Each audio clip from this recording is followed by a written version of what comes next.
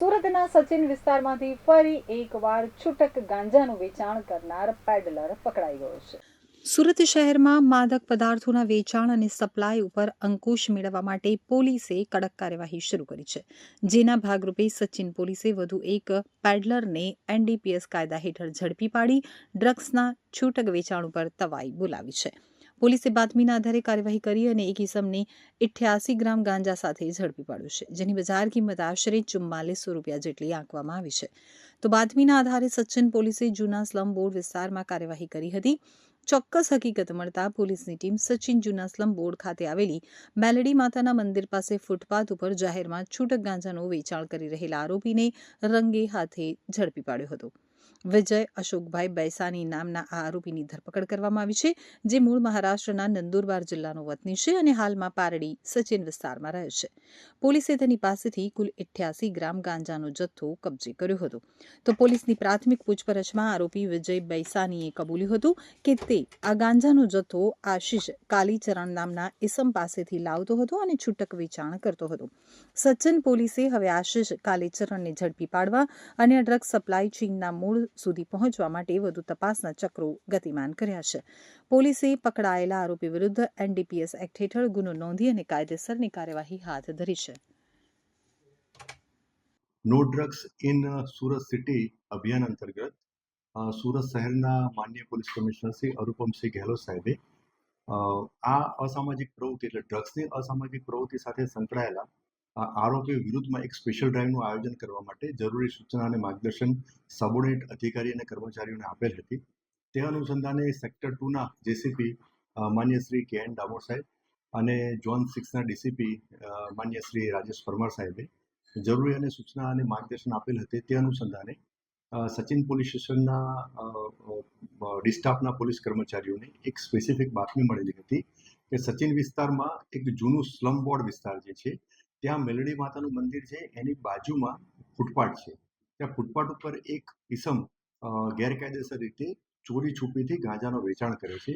આ સ્પેસિફિક બાતમી આધારે જે કાયદેસરની કાર્યવાહી કરવાની હોય સચિન પોલીસ સ્ટેશનના police inspector Shri PN Vaghela અને એમનો સ્ટાફ અને સરકારી પંચો સાથે બાતમીમાં જે મળેલું હતું ત્યાં જગ્યાએ પહોંચી અને ત્યાં બાતમીમાં જે વર્ણનવાળો ઇસમ મળેલો હતો તે ઇસમ ફૂટપાથ ઉપર મળી આવતા તેની અંગઝડતી કરતા તેના પેન્ટના ખિસ્સામાંથી એક પ્લાસ્ટિકની કોથળી મળી આવેલી હતી અને એ પ્લાસ્ટિકની કોથળીમાં બીજી એક પ્લાસ્ટિકની બેગ મળી આવેલી હતી અને એમાં ગાંજા જેવો એક વનસ્પતિજન્ય પદાર્થ મળી આવેલો હતો જે આછા ભૂખરા રંગનો હતો અને પાંદડા, ડાળખા અને બીજગ્રસ્ત હતો અને એની પરીક્ષણ કરવા માટે સ્થળ ઉપર એફએસએલના અધિકારીને બોલાવવામાં આવ્યા. એફએસએલના અધિકારીશ્રીએ પ્રાથમિક નિરીક્ષણ કરતા એમણે આ જે વનસ્પતિજન્ય પદાર્થ ગાંજો હોવાનું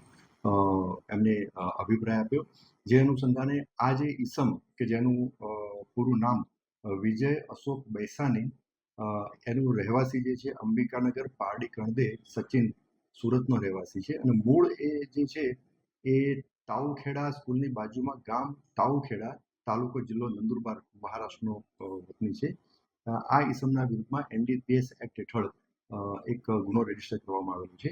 આ આરોપી વિરુદ્ધમાં હાલની તપાસ દરમિયાન કોઈ અગાઉ ગુના દાખલ થયેલા નથી અને આ આરોપીની અંગઝડતીમાં કુલ 88 ગ્રામ ગાંજો કિંમત ₹4400નો મળી આવેલ છે. તે સિવાય એક રોકડ રકમ અને એક મોબાઈલ ફોન પણ મળી આવેલ છે.